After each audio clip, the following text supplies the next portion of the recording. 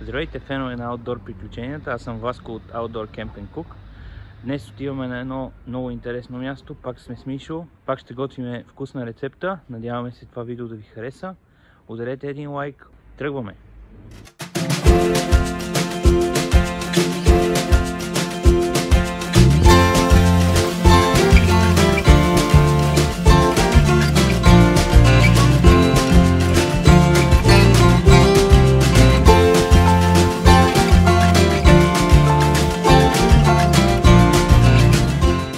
Значи, пичове, живота на ютубъра никак не е лесен. За първи път, не знам колко вече стотици пъти съм идвал да взимам Мишо, за първи път закъснях днес, когато трябваше да правя интро, да товаря всичките неща, да не забравя нещо, като миналия път сосовете. Може да видите старото видео, ако искате, първото ни видео в канала. Така че работата на ютубъра е далеч повече, отколкото очакват. Да не говорим, че се занимава с някакви неща като селфи стикове и други работи, които винаги са ми били чужди. Стигнахме на мястото. Ето го и Мишо. Василий, докато готви, аз ще си хващам костурчета и кефалчета. Точно така. Там ще има друго видео със сигурност. Сега трябва да се огледаме тук и да намерим някое подходящо дърво, за да може да си направим огън. Така че сега ще се разходя из местността, за да намерим нещо, което може да се запали. Навънка е доста влажно, така че предполагам, че ще е малко чалендж, но ще се справим. Аз отивам да ловя костурци. Васко ще се помъчи тука. Хванал си е този клон, който така или иначе е паднал и се е откършил. Да видим дали ще успее изобщо да го запали. Пробва с триони. Аз ще ида да му хелпна, като избухам един път с брадата.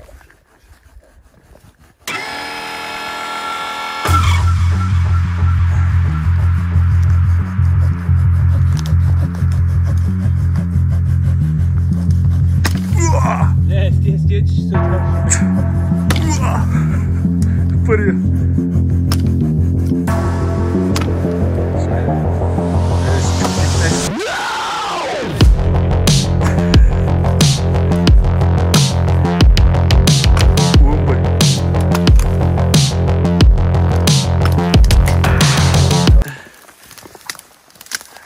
Сега пробваме да запалиме с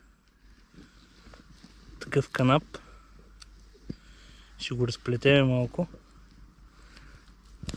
и ще го използваме като подпалки. Да видим какво ще стане. Ако поиграете малко и го разплетете, се получава по-голяма повърхност за палене и съответно това хваща искра като ненормално.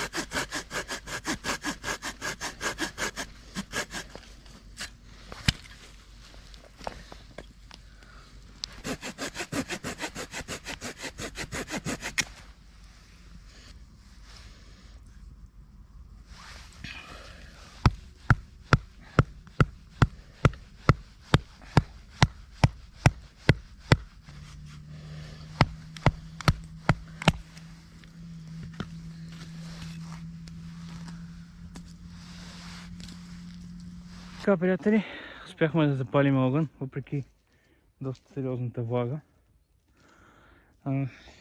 Сега вече почна да малко или много да се поддържа вече. Нарочно ги реда по този начин клоните, за да могат да съхнат, защото повърхностният слой на дървото е мокър, а вътре са сухи. И съответно им трябва време да се стоплят и да изсъхнат отвънка, за да могат да се запалят. Така, сега ще правим жарава, за да може да си направим ядене.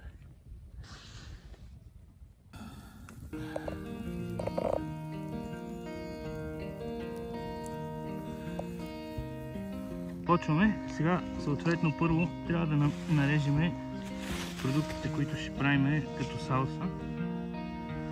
Така че почваме с чери доматчета. Ще ги наситним горе-долу. Така, 4. Достатъчно. Имаме доста чери доматите съм взел. Да са вкусно нещо.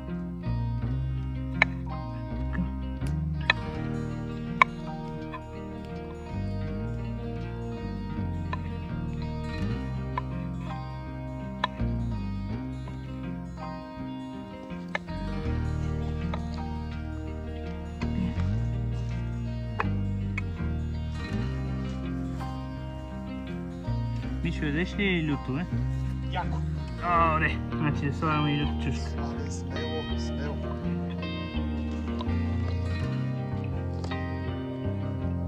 След това слагаме лук, червен.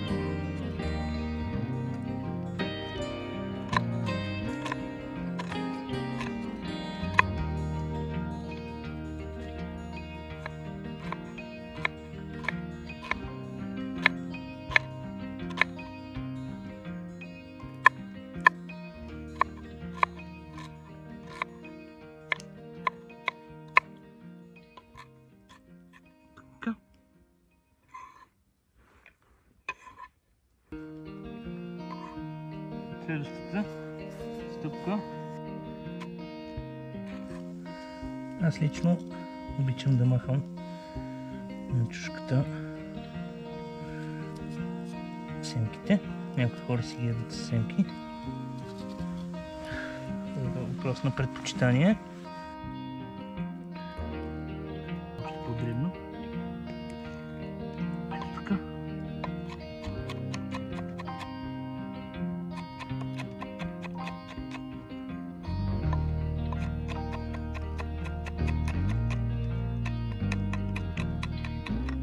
Така. Чушчетата вътре.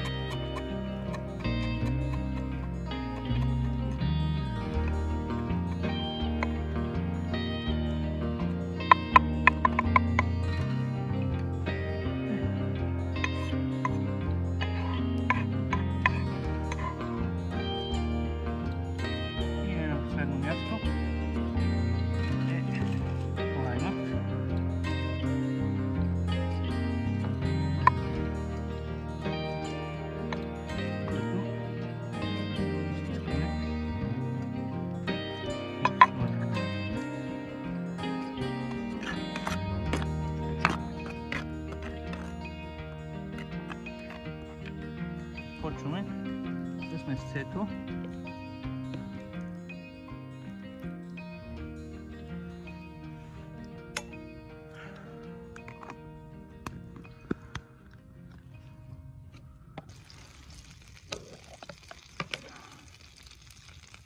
Днес сме на пилешко месце.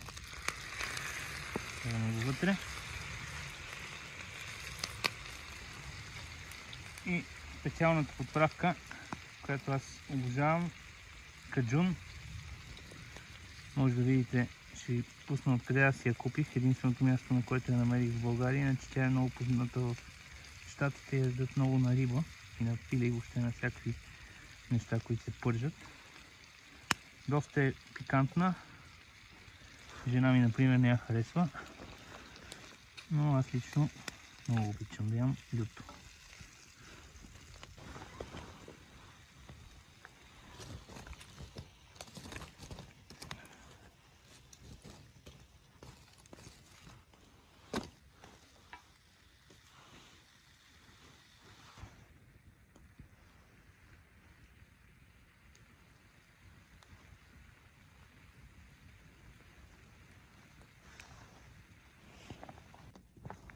Какво е това? Васко, пилешки капки, мога да тестваме. Можеш, да, те са вече почти готови. Чу. Люто ли? Трябва да е леко пикантно. Много леко. Да. Има люти чушки, спокойно. Силно. Ще стане пикантно. Не, сега се усети. Добро е. Какъв е този чайник? Това е тежък, това като лампата на Аладин, бе. Лампата на Аделин. Лампата на Аделин. Не дай да говориш така, че ще знаеш какво. Аз като му казах първия път, Аладин и ми вика, а искаш да ми потъркаш лампата.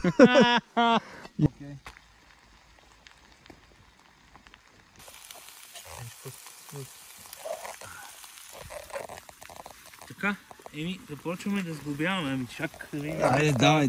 Дали става за нещо. Айде, давай, пробай. Сега ще кажа, давай, че почнаха големите костури. Големи по 15 см. То беше 20. Трофеен за тук. Така, слагаме първо малко пиленце. Леко е топло. Пиле се взеле, екстра. Има и чайника тук, да видим дали ще стане чайчето. Ще стане, къде ще ходи, това е огън.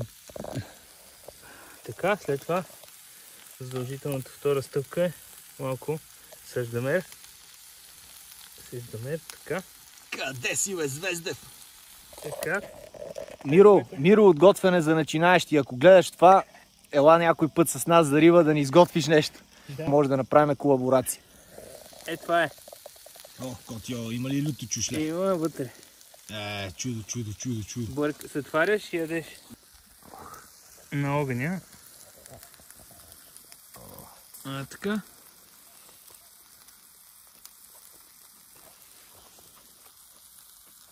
Супер е. Добре ли? Див горски дюнер. Тортила. Екстра е, тортила в дивото. Тортила в дивото. Сложих колкото исках. Добре. Така. Сидим се.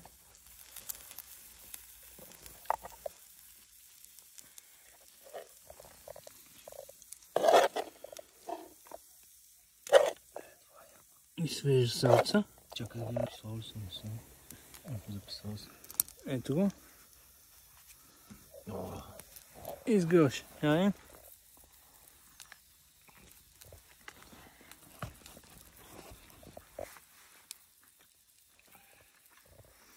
Добре. Добро е. Определено в тия условия, когато е студено, мокро, всичко е влажно, трябва да търсиш дърва много повече време. Иначе аз тук намерих в околията, имаше супер много дърва и ставаха идеални за огън, но повечето бяха на земята и бяха абсолютно подгизнали, трябваше да чакаме много време. Така че с по-подходящи условия ще е много по-лесно, но това е фъна все пак да си направиш нещата в каквото време има. Продължаваме да ядем. Аз не вярвах, че ще запалиш огън. Бях доста скептично настроен, като видях какво е. Хай сега видим кой пие докато кара. Спокойно бе, вижте 0. Айде на здраве. Ай на здраве. И така, днешния ден приключва, вече почти се стъмва. Най-накрая си пробваме и концепцията за да си направим чай. Топло е и за сигурност помага. В момента е доста хладно и влажно. Мишо падна във водата.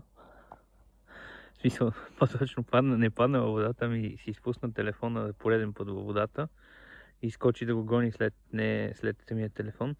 Това се случи малко по-надолу по вира, не можах да го видя, да го заснема, но съм сигурен, че той ще има кадри от него. Не е штука, бе, брат, падна ми айфона във водата. Слава богу, паднал е на плитко, да успя да си го извади, но краката му сега са до коленете в вода и е с пълни бутуши и се върна горе при колата, за да не изтине, доколкото е възможно. Благодаря ви, че бяхте с нас. Мерси за подкрепата, много готини думи всички казаха. Това е много яко. Наистина радвам се, че тази идея ви е харесала. Споделяйте, лайквайте и цъкайте бутона subscribe. Благодаря ви.